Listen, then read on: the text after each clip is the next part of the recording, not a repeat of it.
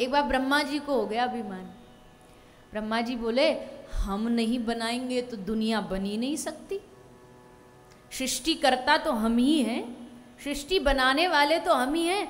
और अभिमान इतना बढ़ गया कि एक दिन अभिमान में आके भगवान को इस्तीफा देने पहुंच गए। बोले देखते हैं हम इस्तीफा देंगे और भगवान कहेंगे नहीं नहीं ब्रह्मा जी आप मत करो ऐसा, आपके बगैर तो कैसे दुनिया चलेगी। तो आए ब्रह्मा जी, आकर के भगवान नारायण को प्रणाम किया और प्रणाम करके बोले प्रभु हम थक गए हैं, अब हमको थोड़ा सा रेस्ट चाहिए। भगवान बोले मतलब?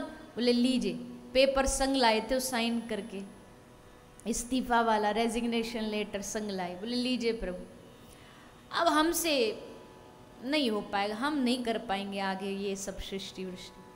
अब भगवान भी बड़े चतुर हैं, जो अभिमानी होता है ना पहले तो उसका अभिमान और बढ़ाते हैं।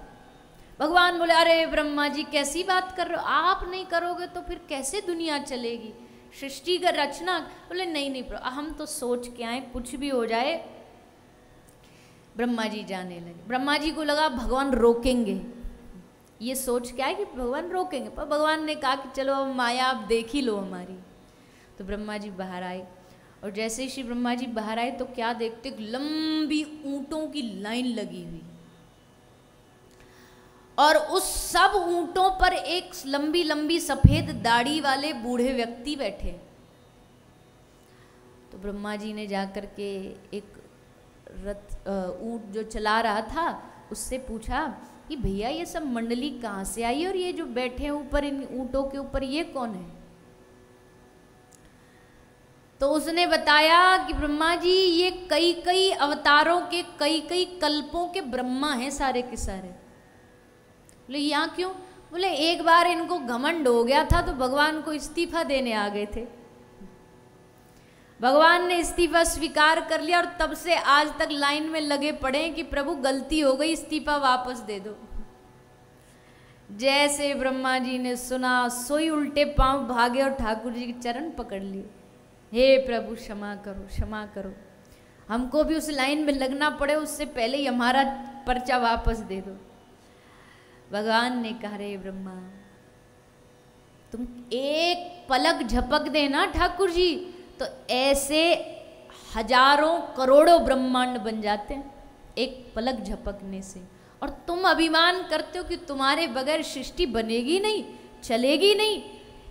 और विज्ञान भी इस बात को मान चुका है आज तो, और ज्ञान यानी हमारी भागवत शास्त्र तो कब से कहते आए हैं कि ऐसे जिस पृथ्वी पर हम रह रहे हैं ना ऐसे अनंत अनंत ग्रह हैं, ऐसी अनंत पृथ्वियां हैं, सब पृथ्वियों के अलग अलग मालिक। ब्रह्मा जी एक नहीं है, अनेक ब्रह्मा हैं, 4 मुख वाले ब्रह्मा हमारे ब्रह्मांड के मालिक हैं, 10-10 हजार मुख वाले ब्रह्मा हैं, सहस्त्र मुख वाले ब्रह्मा हैं। कोई गलत फहमी में ना रहे, भगवान की सृष्टि बड़ी विचित्र है और उसमें हमारी औकात क्या है।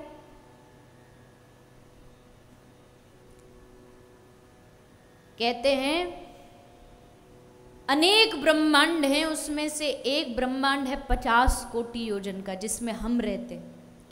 उस 50 कोटि योजन के ब्रह्मांड में अनेक ग्रह हैं जिसमें से एक छोटा सा ग्रह है पृथ्वी।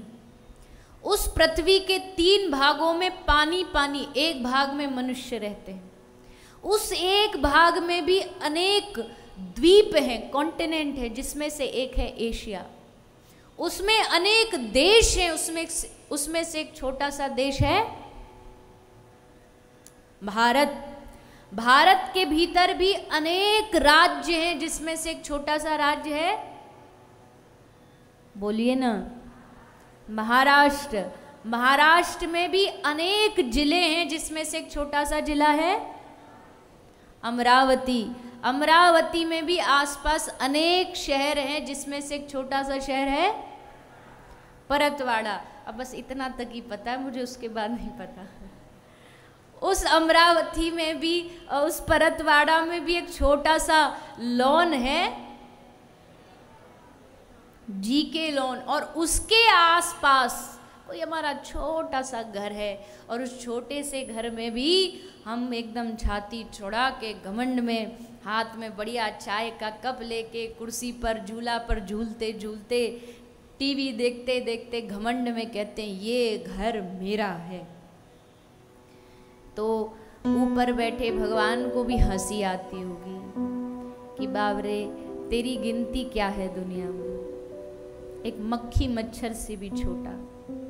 भगवान अपने वहां से अगर वो लेकर के टेलीस्कोप भी ढूंढने लगे ना तो भी कहीं दिखाई नहीं देंगे, इतनी औकात है हमारी सारे ब्रह्मांड में। और घमंड ऐसा कि महाराज पूछो नहीं, अभिमान ऐसा।